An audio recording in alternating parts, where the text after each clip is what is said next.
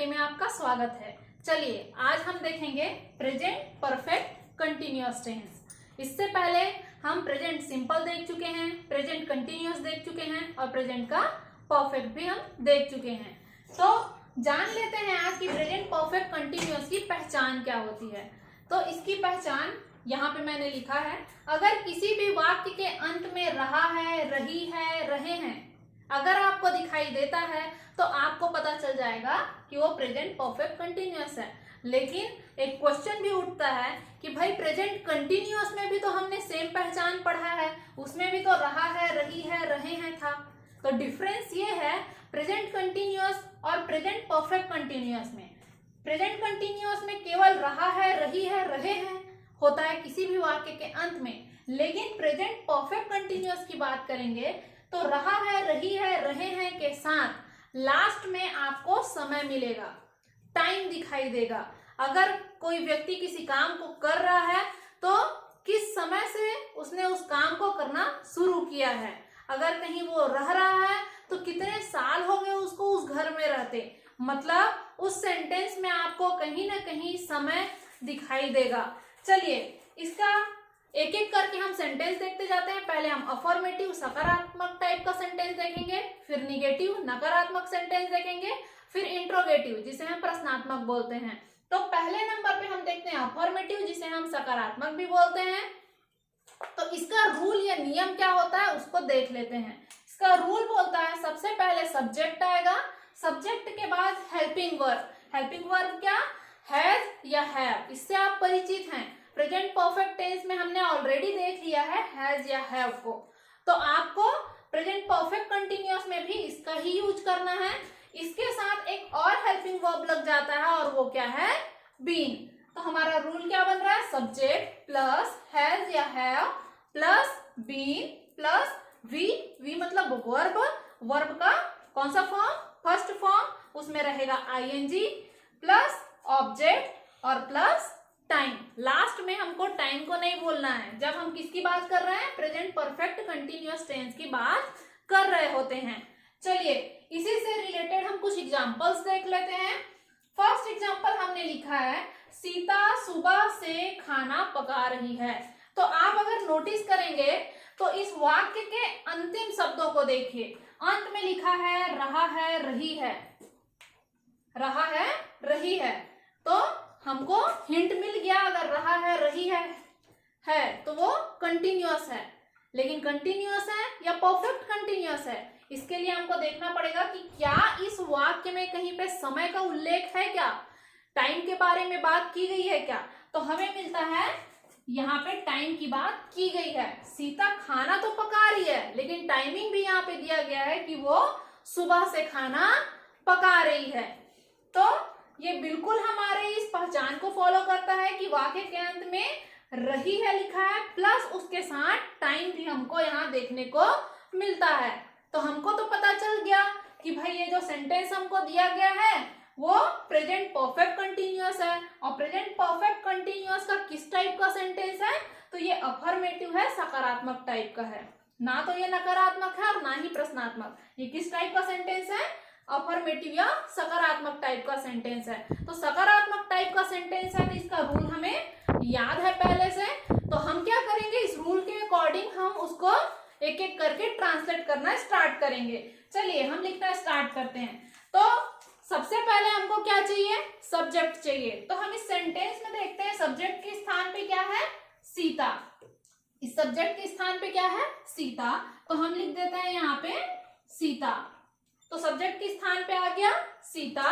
अब हमको हैज या हैव दोनों में से किसी एक का प्रयोग करना है। तो आपको पहले ही पता है जो हैज होता है उसका प्रयोग किसके किसके साथ होता है।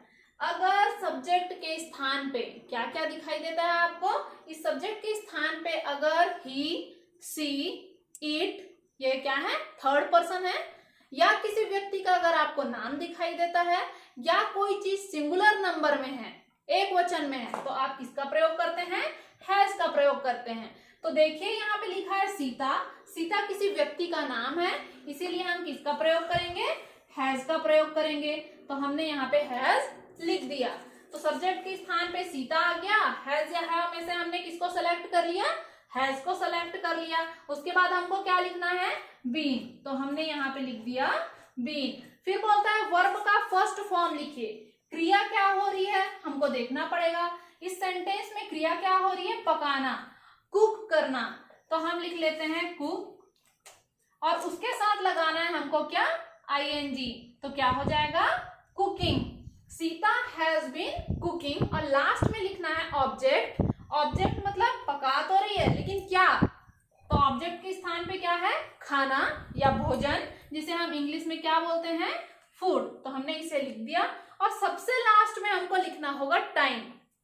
खाना तो पका रही है लेकिन कब से, तो सुबह से, तो सुबह को क्या बोलते हो आप, मॉर्निंग। क्या बोलते हो आप, सुबह को मॉर्निंग, तो हमने मॉर्निंग यहाँ पे लिख दिया। लेकिन यहाँ पे हमको सिंस या फॉर दोनों में से किसी एक का यूज करना है।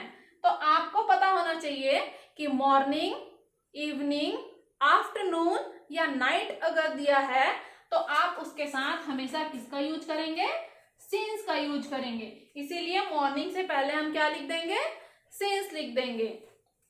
चलिए आगे बढ़ते हैं। सिंस और फॉर कहाँ कहाँ पे यूज करना है, मैं डेप्थ में आपको ये तीनों एग्जाम्पल को ट्रांसलेट करने के बाद आपको बताऊंगी। चलिए सेकंड एग्जाम्पल देखते हैं। सेकंड एग्जाम्पल में दिया है मैं 5 साल से इस घर में रह रही हूँ। इसमें भी देखिए लास्ट में क्या दिया है, रह रही हूँ, और टाइम भी दिया है 5 साल। तो ये क्या कर रहा है, प्रेजेंट परफेक्ट कंटिन्यूअस के जो पहचान है उसको फॉलो कर रहा है। रहा है, रही है, रहे हैं के साथ समय, तो देखिए रही हूँ लिखा है और उसके साथ हमें यहाँ पे समय भी मिल रहा है। चलिए अब देखते हैं किस टाइप का सेंटेंस है, तो हमको पता चलता है कि अफर्मेटिव या सकारात्मक टाइप का सेंटेंस है। अब हम क्या करेंगे, इसको ट्रांसलेट करना स्टार्ट करेंगे। सबसे पहले हमको चाहिए होगा सब्जेक्ट। तो सब्जेक्ट के स्थान पे क्या लिखा है, इस सब्जेक्ट के स्थान पे हमको मिलता है मैं। क्या दिखाई दे रहा है, मैं, तो मैं को हम इंग्लिश में क्या बोलेंगे, आई। तो सब्जेक्ट के स्थान पे हमने क्या लिख दिया, आई। अब आई के बाद हमको लिखना हैज या हैव, दोनों में से कोई एक, तो वो डिपेंड करता है आपके सब्जेक्ट पे। अगर सब्जेक्ट के स्थान पे आई है तो आई के साथ हमेशा किसका उपयोग होता है, हैव का उपयोग होता है। आई के साथ हमेशा क्या लगता है, हैव लगता है, तो हम लगा दिए यहाँ पे हैव। उसके बाद हमको क्या लिखना है, बीन, तो हमने यहाँ पे बीन भी लिख दिया। फिर बोलता है वर्ब का फर्स्ट फॉर्म लिखिए, तो क्रिया का पहला रूप। आप देखिए इस सेंटेंस में काम क्या हो रहा है, काम हो रहा है रहना। काम हो रहा है क्या, रहना, तो रहना को आप क्या बोलते हो, लीव। लीव मतलब रहना, तो वर्ब का फर्स्ट फॉर्म, तो हमने लिख दिया लीव। अब बोलता है उसमें लगा देना है हमको आईएनजी, तो ठीक है, लीव में हम अभी क्या कर देंगे, आईएनजी लगा देंगे, तो क्या बन जाएगा, living. I have been living, यहां तक हो गया। लास्ट में आपको लगाना है ऑब्जेक्ट। वो रह तो रही है लेकिन कहाँ, तो ऑब्जेक्ट के स्थान पे आ जाएगा इस घर में। इस ऑब्जेक्ट के स्थान पे क्या है, इस घर में, तो क्या हो जाएगा, में के लिए इस घर में, तो में के लिए क्या हो जाएगा, इन। इसके लिए क्या हो जाएगा, दिस। और घर के लिए क्या हो जाएगा, हाउस या होम। तो ऑब्जेक्ट के स्थान पे क्या आ गया, इन दिस हाउस आ गया। लास्ट में हमको लिखना है टाइम। तो जरा देखिए इस सेंटेंस में टाइम क्या दिया है, तो टाइम मिलता है हमको 5 साल। 5 साल को हम इंग्लिश में क्या बोलेंगे, 5 इयर्स। क्या लिखेंगे, 5 इयर्स मतलब 5 साल। अब 5 इयर्स से जस्ट पहले या तो हमको सिंस लगाना पड़ेगा, जैसा कि हमने यहाँ पे मॉर्निंग से पहले लगाया था, या तो सिंस आएगा या तो फॉर आएगा। तो आपको बता दूं मैं कि कभी भी कोई चीज काउंटेबल हो, जैसे 2 महीने हो गए, 4 हफ्ते हो गए, 5 साल हो गए, अगर ऐसा हो, अगर वहां पे डिजिट आपको दिखाई दे 1 2 3 4 ऐसा करके, तो आप क्या करेंगे, वहां पे उससे पहले फॉर का प्रयोग करेंगे। आगे बढ़ते हैं। हमारा एग्जाम्पल नंबर 3। एग्जाम्पल 3 लिखा है तुम जुलाई से स्कूल जा रहे हो। पहचान क्या है, रहे हो के साथ जुलाई लिखा है, मतलब समय। रहे हो और समय, रहे हो और समय हमको मिल गया। तो हमको पता चल गया प्रेजेंट परफेक्ट कंटिन्यूअस टेंस है। अब इसको हम ट्रांसलेट करते हैं। सबसे पहले हमको चाहिए होगा सब्जेक्ट। तो सब्जेक्ट के स्थान पे क्या लिखा है, तुम, और तुम को हम इंग्लिश में क्या बोलते हैं, यू। तो सब्जेक्ट के स्थान पे क्या आ गया, यू आ गया। यू के साथ हैज या हैव दोनों में से किसी एक को लगाना पड़ेगा। तो आपको पता है यू के साथ हमेशा किसका यूज होता है, हैव का यूज होता है। तो हम यहाँ पे लिख देते हैं हैव।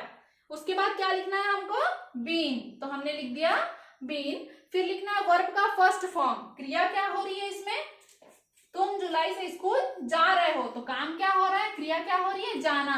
तो जाना को क्या बोलते हैं, गो।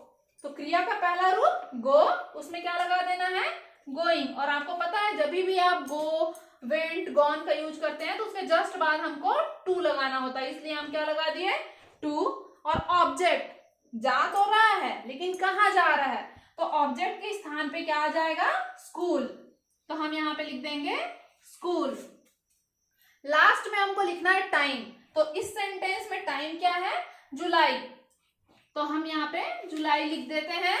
लेकिन जुलाई से जस्ट पहले या तो हमको सिंस लगाना है या तो फॉर लगाना है। जैसा हमने इसमें किया, सिंस लगाया, इसमें फॉर लगाया, तो इसमें क्या लगेगा, अगर जुलाई दिया है, किसी मंथ का अगर नाम दिया है, वो नहीं बोल रहा है 5 मंथ, 3 मंथ, 4 मंथ, वो मंथ का नाम बता रहा है, तो आपको यहाँ पे क्या करना पड़ेगा, सिंस लिखना पड़ेगा। तो इस प्रकार से हमने तीनों सेंटेंस को बारी बारी से ट्रांसलेट कर लिया। अब हम क्या करेंगे, इससे आगे हम समझेंगे एक्सप्लेन करके एक चार्ट के माध्यम से या एक टेबल के माध्यम से कि भाई हम कहाँ पे सिंस का प्रयोग करेंगे और कहाँ पे फॉर का प्रयोग करेंगे। चलिए अभी समझते हैं हम लोग प्रेजेंट परफेक्ट कंटिन्यूअस, जिसमें हम सिंस और फॉर का प्रयोग करते हैं समय को लिखने के जस्ट पहले। तो हमें जनरली कंफ्यूजन होता है कि भाई टाइम तो लिख रहे हैं कि मॉर्निंग है, इवनिंग है, 5 इयर्स है, 3 मंथ है, लेकिन उससे पहले हमको सिंस लगाना है या फॉर लगाना है। तो चलिए उस कंफ्यूजन को दूर करते हैं। मैंने यहाँ पे सिंस और फॉर दोनों को अलग अलग साइड लिख दिया है। यहाँ पे जैसा कि आप देख रहे हैं, सिंस में मैंने ब्रैकेट में लिखा है पॉइंट ऑफ टाइम, मतलब यह निश्चित समय को बताता है, बिल्कुल बारीक समय को बताएगा कि एग्जैक्टली वह जो काम है वो कितने टाइम या कितने बजे स्टार्ट हुआ था। और फॉर जो होता है वो पीरियड ऑफ टाइम होता है, वह लगभग समय को बताता है, उस समय अवधि को बताता है। तो चलिए सबसे पहले हम लोग सिंस को देखते हैं। तो ऐसा कौन कौन सा समय है जिससे पहले आप सिंस का प्रयोग करेंगे। तो आप जब भी मॉर्निंग बोलते हैं, आफ्टरनून बोलते हैं, इवनिंग बोलते हैं या नाइट बोलते हैं, तो आप उससे पहले सिंस का प्रयोग करेंगे। चलिए और सिंपल तरीके से एक समझने के लिए मैं एक छोटा सा ट्रिक देती हूँ आपको, जिससे हमेशा के लिए आपके दिमाग में ये चीज बैठ जाएगा। हम लोग स्टार्ट करते हैं यहाँ से, फॉर से। तो आपको पता है जो टाइम होता है उसके सबसे छोटी इकाई, smallest unit of the time होता है सेकंड, ठीक है। तो सेकंड से बड़ी इकाई क्या होती है, मिनट, क्योंकि 60 सेकंड मिलके क्या बनता है, 1 मिनट बनता है। और मिनट से बड़ी इकाई होती है आवर। तो मिनट 60 मिनट बन के 1 घंटे बनेंगे, 1 आवर्स बनेंगे, 1 आवर बनेगा। अब एक दिन बनने के लिए कितना चाहिए, 24 आवर्स चाहिए, तो 1 दिन बनेगा। और वैसे 7 डेज, अगर देखते जाइए यहाँ पे, अगर 7 डेज मिला दें तो 1 वीक बनेगा, 1 हफ्ता बनेगा। वैसे ही 4 अगर वीक मिला दें हम, 4 हफ्ते, तो क्या बन जाएगा आपका, 1 मंथ बन जाएगा, 1 महीना बन जाएगा। और वैसे ही 12 मंथ, ये मिलके क्या बनाएंगे, 12 मंथ मिलके 1 ईयर बनाएगा, 1 साल का निर्माण करेगा। तो इसे याद करना बहुत आसान हो जाता है। सेकंड, सेकंड से बड़ी इकाई होती है मिनट, मिनट से बड़ी इकाई होती है आवर, आवर से बड़ी इकाई होती है डे, डे से बड़ी इकाई होती है वीक, वीक से बड़ी इकाई होती है मंथ, और मंथ से बड़ी इकाई ईयर।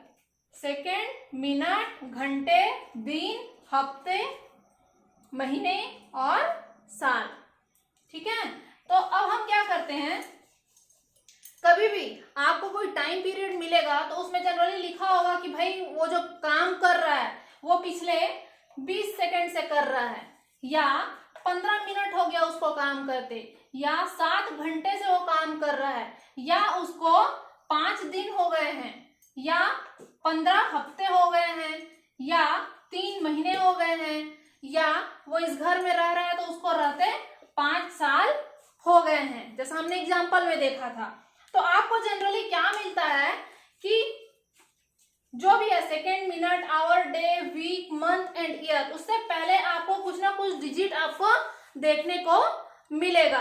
तो ऐसा आपको कुछ दिखाई देता है, ठीक है, तो आपको क्या करना है, उसके साथ फॉर का प्रयोग करना है। अब इधर देखते हैं इस साइड, सिंस किसके किसके साथ प्रयोग करना है।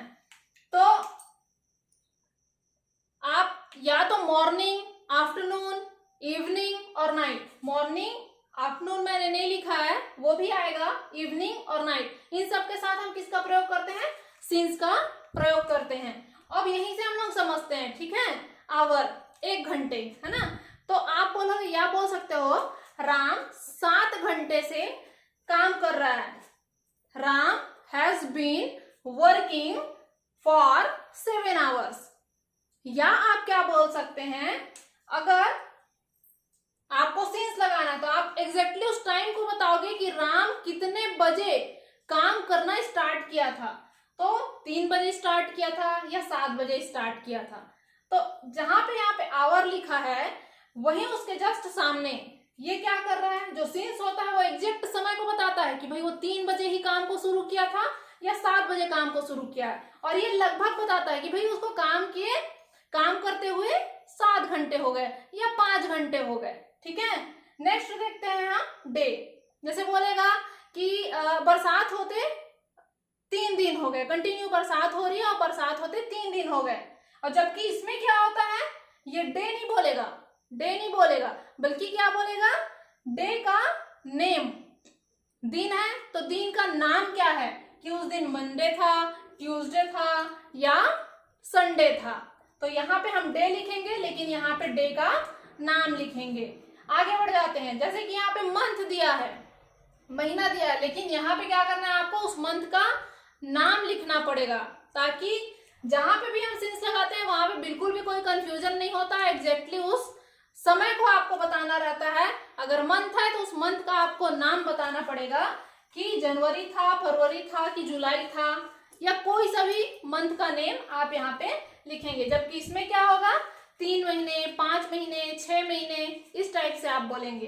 फिर देखते हैं, इसमें लिखा है 5 ईयर्स, 5 साल, 6 साल, 10 साल, ऐसा होगा। जबकि जब आप सिंस लिखेंगे तो इसमें क्या हो जाता है, एग्जैक्टली आपको बताना पड़ेगा कि वो साल कौन सा था, 2018 था कि 2019 था या 2020 था।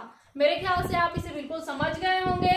एक बार शॉर्ट में मैं एक्सप्लेन कर देती हूँ आपको याद करने के लिए छोटा सा ट्रिक है कि भाई आप फॉर किसके किसके साथ लगाएंगे, तो आप रिकॉल करिएगा कि भाई सबसे छोटी इकाई सेकंड होती है, उससे बड़ी इकाई मिनट, फिर आवर, फिर डे, फिर वीक, फिर मंथ और फिर ईयर, और सबके सामने कुछ ना कुछ आपको डिजिट दिखाई देगा। अगर इस टाइप का आता है तो इन सबके साथ हमको क्या लगाना है, फॉर लगाना है। क्यों, क्योंकि ये पीरियड ऑफ टाइम होता है।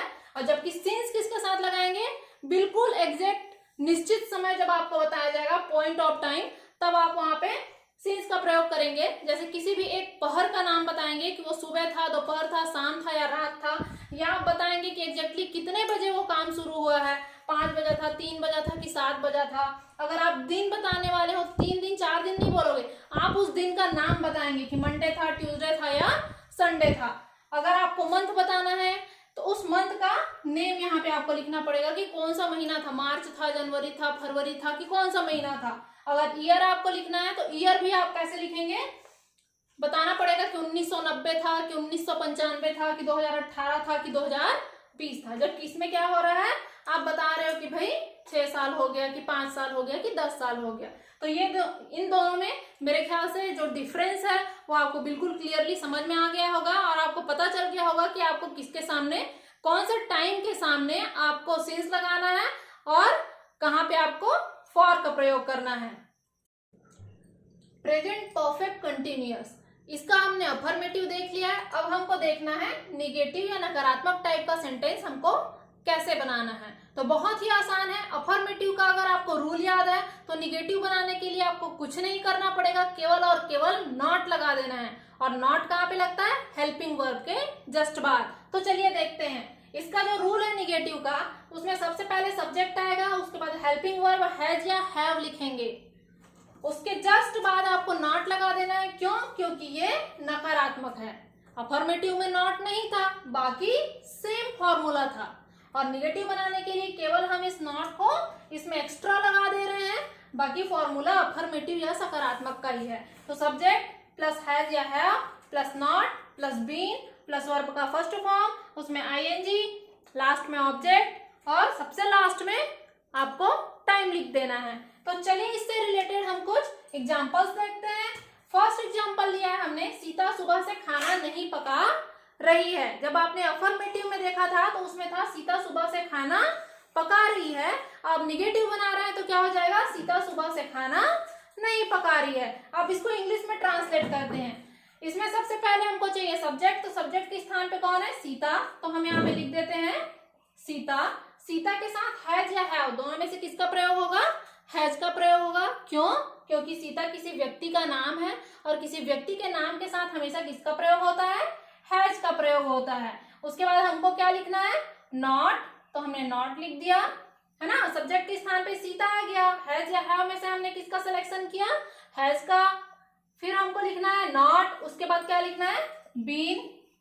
बीन लिखने के बाद हमको चाहिए वर्ब का फर्स्ट फॉर्म। तो देखिए इस सेंटेंस में क्रिया क्या हो रही है, पकाना, तो उसको हम क्या बोलते हैं, कुक। उसमें लगा देना है हमको आईएनजी, तो क्या हो जाएगा, कुकिंग। ऑब्जेक्ट के स्थान पे क्या है, पका तो रही है, पका तो रही है, लेकिन क्या ऑब्जेक्ट क्या है, खाना या भोजन, जिसे हम क्या बोलते हैं, फूड। और लास्ट में हमको लिखना है टाइम। तो देखिए यहाँ पे कुछ टाइम दिया है क्या, हाँ दिया है, सुबह। तो सुबह के लिए आप क्या लिखते हो, मॉर्निंग। क्या लिखते हो, मॉर्निंग।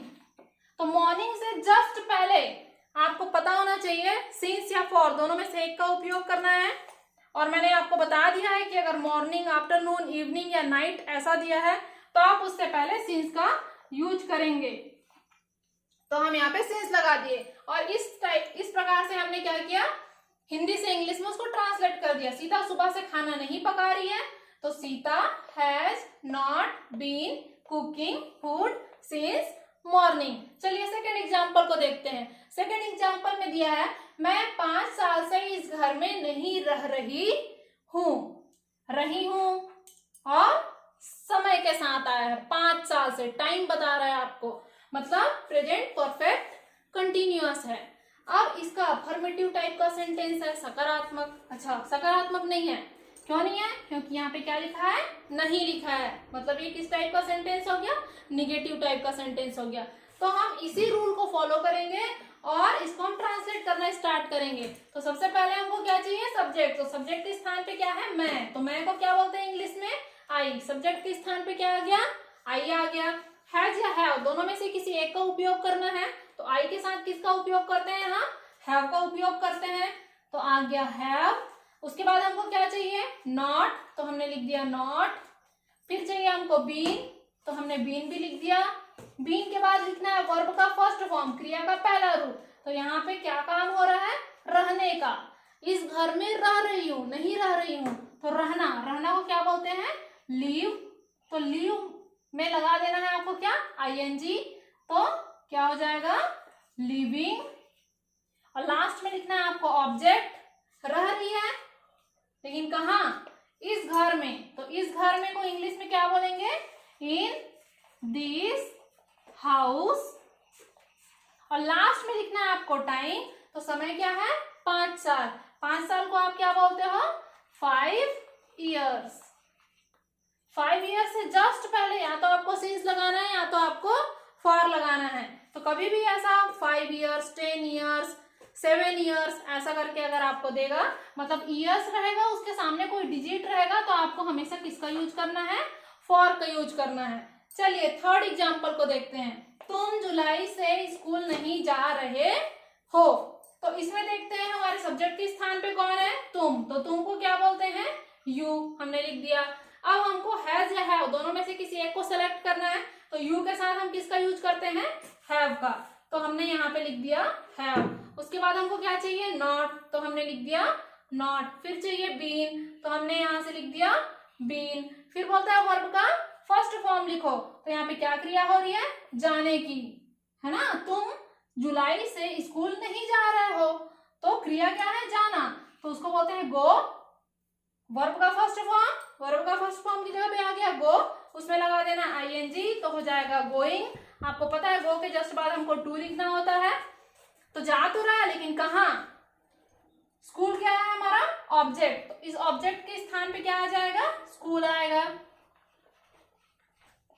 और लास्ट में बोलता है टाइम लिखो, तो टाइम क्या है, जुलाई, तो हम जुलाई तो लिख देंगे यहाँ पे, लेकिन उससे जस्ट पहले, समय लिखने से जस्ट पहले या तो हमको सिंस लिखना होता है या तो फॉर लिखना पड़ता है।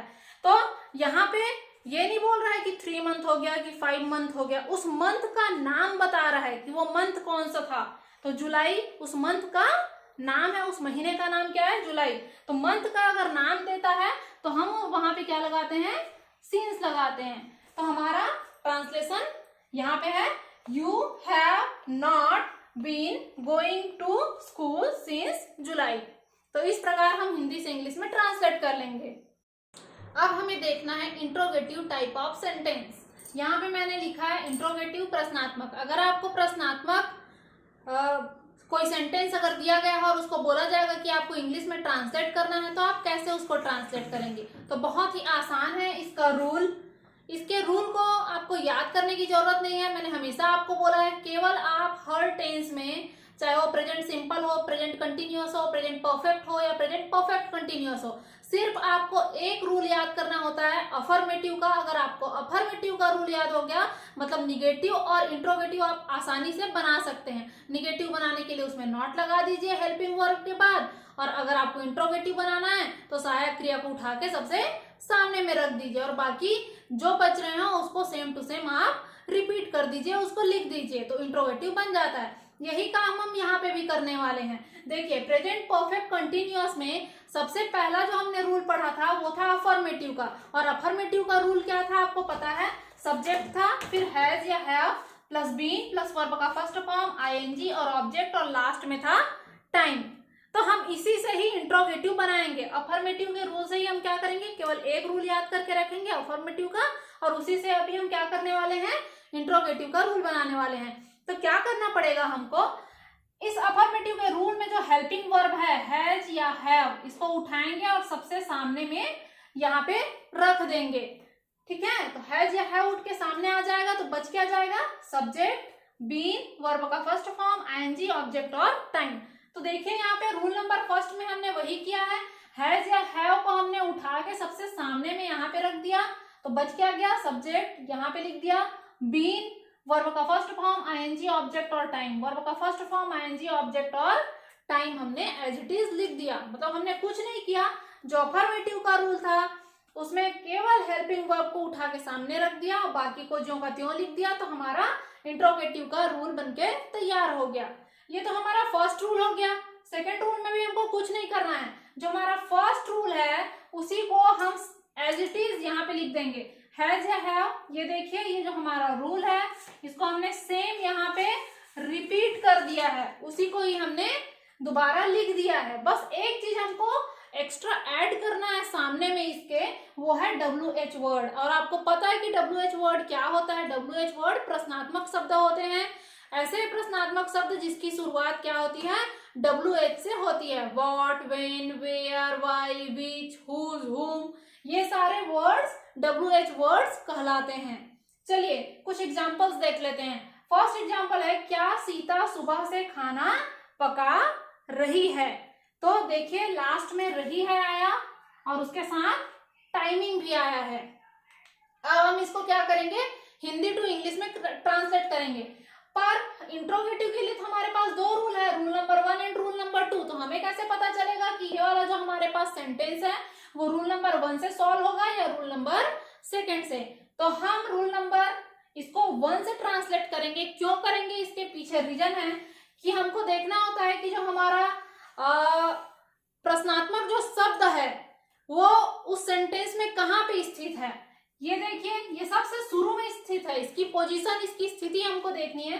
अगर कोई प्रश्नात्मक शब्द किसी वाक्य के शुरू में या अंत में हो तो हम इसके लिए क्या करते हैं, रूल नंबर 1 को फॉलो करते हैं।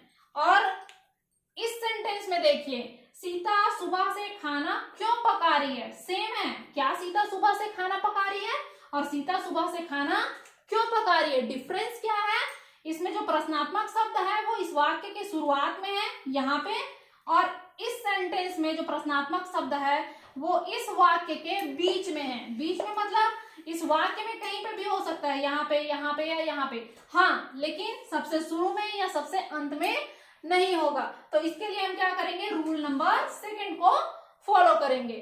ठीक है, अब हम ट्रांसलेट करते हैं। हमारा फर्स्ट एग्जांपल है, क्या सीता सुबह से खाना पका रही है। तो हमें सबसे पहले जो रूल नंबर 1 है उसके अकॉर्डिंग अगर हम ट्रांसलेट करते हैं तो हमको या तो हैज चाहिए या तो हैव चाहिए। तो हैज या हैव दोनों में से किसी एक को हमको लेना है, बट हमको अभी तो नहीं पता कि हैज आएगा या हैव आएगा। क्यों, क्योंकि ये दोनों हैज आएगा या हैव आएगा ये डिपेंड करता है कि आपका सब्जेक्ट क्या है। तो यहाँ पे देखते हैं हमारा सब्जेक्ट क्या है, सीता। सब्जेक्ट क्या है, सीता। तो हमको पता है सीता या किसी व्यक्ति का अगर नाम है तो हम किसका प्रयोग करते हैं, उसके साथ हैज का प्रयोग करते हैं। तो इसीलिए हमें जो कंफ्यूजन था वो दूर हो गया कि भाई सीता के साथ हमको हैज का ही प्रयोग करना है। चलिए, तो मैं यहाँ पे लिख देती हूँ सीता। तो हमने क्या किया, हैज और हैव में से एक को सेलेक्ट किया, हैज को सेलेक्ट किया, सब्जेक्ट के स्थान पे सीता है। अब क्या आ गया, बीन। बीन के बाद वर्ब का फर्स्ट फॉर्म बोलता है, काम क्या हो रहा है, पकाना। पकाना को बोलते हैं कुक, उसमें लगा देना है आईएनजी तो हो जाएगा कुकिंग। फिर बोलता है ऑब्जेक्ट लिखो। ऑब्जेक्ट क्या है, यहाँ पे खाना या भोजन, जिसे आप क्या बोलते हो, फूड बोलते हो। ऑब्जेक्ट के बाद बोलता है टाइम लिखिए। तो टाइम क्या है, सुबह, सुबह का टाइम। तो आपको पता है कोई भी टाइम लिखने से पहले सिंस या फॉर दोनों में से एक का यूज करते हैं। तो हम पहले तो मॉर्निंग लिख देते हैं यहाँ पे। अब आपको पता है मॉर्निंग के जस्ट पहले हम किसका उपयोग करते हैं, सीन्स का। तो हमने यहाँ पे लिख दिया सीन्स। अब हमारा हिंदी से इंग्लिश में ये सेंटेंस ट्रांसलेट हो गया, had Sita been cooking for cooking food since morning. चलिए, सेकंड नंबर के सेंटेंस को भी हम क्या करते हैं, ट्रांसलेट करते हैं। सीता सुबह से खाना क्यों पका रही है। अब ये देखिए, इसमें प्रश्नात्मक शब्द क्या है, वाक्य के बीच में आया है, इसीलिए ये क्या होगा, रूल नंबर 2 से सॉल्व होगा। रूल नंबर 2 क्या होता है, सबसे पहले हमको WH वर्ड चाहिए। WH वर्ड मतलब प्रश्नात्मक शब्द।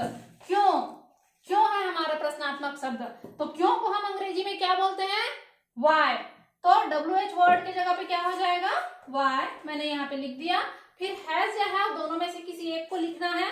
तो हैज को लिखें या हैव को लिखें, वो डिपेंड करता है कि हमारा सब्जेक्ट क्या है। देखिए जरा, यहाँ पे सब्जेक्ट के स्थान पे कौन है, सीता। तो सीता है, इसीलिए हम हैज या हैव दोनों में से किसका उपयोग करेंगे, हैज का उपयोग करेंगे। तो देखिए WH वर्ड के जगह पे आ गया वाई। हैज या हैव में से हमने क्या लिया, हैज लिया। क्यों हैज का प्रयोग किया, क्योंकि सब्जेक्ट के स्थान पे कौन है, सीता है, इसलिए।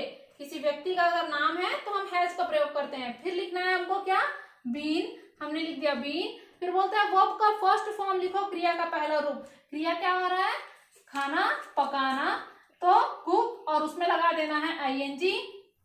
ऑब्जेक्ट बोलता है, ऑब्जेक्ट है हमारा खाना, फूड, और टाइम। तो टाइम क्या है, सुबह, मॉर्निंग। और मॉर्निंग से जस्ट पहले हम क्या लिखते हैं, सिंस लिखते हैं। मैंने सेम एग्जांपल फर्स्ट नंबर और सेकंड नंबर पे इसलिए लिया है क्योंकि आपको समझ में आए कि rule number 1 and rule number 2 को कहाँ पे आपको लगाना है, कौन से सेंटेंस में लगाना है। तो सिर्फ ये बताने के लिए कि इस जो सेंटेंस है, फर्स्ट जो सेंटेंस है, उसमें जो प्रश्नात्मक शब्द है वो सबसे शुरू में है, और इसमें प्रश्नात्मक शब्द जो है वो वाक्य के बीच में है। तो सबसे शुरू में है, इसीलिए ये रूल नंबर 1 को फॉलो करता है। और ये वाक्य प्रश्नात्मक जो शब्द है सेकंड नंबर के जो वाक्य है उसके बीच में आ रहा है, इसीलिए ये रूल नंबर 2 को फॉलो कर रहा है। चलिए थर्ड को देखते हैं। थर्ड एग्जांपल होता है, तुम जुलाई से स्कूल कैसे जा रहे हो। अब बताइए, ये रूल नंबर 1 से सॉल्व होगा, ये रूल नंबर 2 से। तो उसके लिए हमको देखना है कि जो हमारा प्रश्नात्मक शब्द है वो क्या है और उसकी स्थिति क्या है। प्रश्नात्मक शब्द है कैसे, और इसकी स्थिति क्या है। ना तो ये शुरू में लिखा है और ना ही ये अंत में लिखा है। मतलब ये जो हमारा वाक्य है, प्रश्नात्मक जो शब्द है हमारा प्रश्नात्मक शब्द, वो इस वाक्य के बीच में लिखा है। और अगर प्रश्नात्मक शब्द किसी भी वाक्य के अगर बीच में लिखा हो तो उसके लिए हम क्या करते हैं, रूल नंबर 2 को फॉलो करते हैं। रूल नंबर सेकंड के अनुसार अब हम क्या करेंगे, इसको ट्रांसलेट करना स्टार्ट करेंगे। तो रूल नंबर सेकंड बोलता है सबसे पहले WH वर्ड आएगा, प्रश्नात्मक शब्द आएगा। तो कैसे लिखा है, तो कैसे के लिए प्रश्नात्मक शब्द क्या होता है, हाउ। ठीक है, ये एक अपवाद है जो WH से शुरू नहीं होता, लेकिन ये प्रश्नात्मक शब्द है। तो कैसे के लिए हमारे पास WH वर्ड क्या आ गया, हाउ। उसके बाद हैज या हैव, दोनों में से हमको किसी एक का उपयोग करना है। तो हमारा जो सब्जेक्ट है यू, तो यू के साथ किसका प्रयोग होता है, हैव का। तो यहाँ पे आ जाएगा हैव। सब्जेक्ट के स्थान पे क्या है, तुम, तो उसको हम बोलते हैं यू। फिर लिखना है हमको बीन। वर्ब का फर्स्ट फॉर्म में ING और ऑब्जेक्ट, क्रिया क्या हो रही है, जाने की, तो गो, और उसमें हमको लगा देना है ING, तो हो जाएगा गोइंग। और आपको पता है टू लगाते ही हैं हम। ऑब्जेक्ट, ऑब्जेक्ट के स्थान पे कौन है, स्कूल, तो हम यहाँ पे लिख देते हैं स्कूल। और टाइम बोल रहा है, तो टाइम क्या है, जुलाई, तो हम यहाँ पे जुलाई तो लिख देंगे, लेकिन उससे पहले या तो हमको सिंस लगाना है या तो फॉर लगाना है। तो किसी भी मंथ का अगर नाम दिया है, जनवरी, फरवरी, मार्च या जुलाई, तो हम उसमें क्या करेंगे, सिंस का प्रयोग करेंगे। तो इस प्रकार से हमने देखा कि प्रेजेंट परफेक्ट कंटिन्यूअस टेंस में हमें अफर्मेटिव, निगेटिव और इंट्रोगेटिव टाइप के सेंटेंस अगर हमको पूछे जाते हैं तो उसको बड़े ही आसानी से हमें हिंदी से इंग्लिश में कैसे ट्रांसलेट करना है। अगर आपको ये वीडियो पसंद आया होगा तो इस वीडियो को लाइक कीजिएगा, अपने फ्रेंड्स लोगों के साथ शेयर कीजिएगा, सब्सक्राइब कीजिएगा मेरे चैनल को, और नीचे दिए गए बेल आइकन को जरूर प्रेस करिएगा, क्योंकि ऐसे ही ग्रामर से रिलेटेड अगर मैं नए वीडियोस अगर बनाती हूँ तो उसका नोटिफिकेशन तुरंत आपको मिल जाए। Thank you.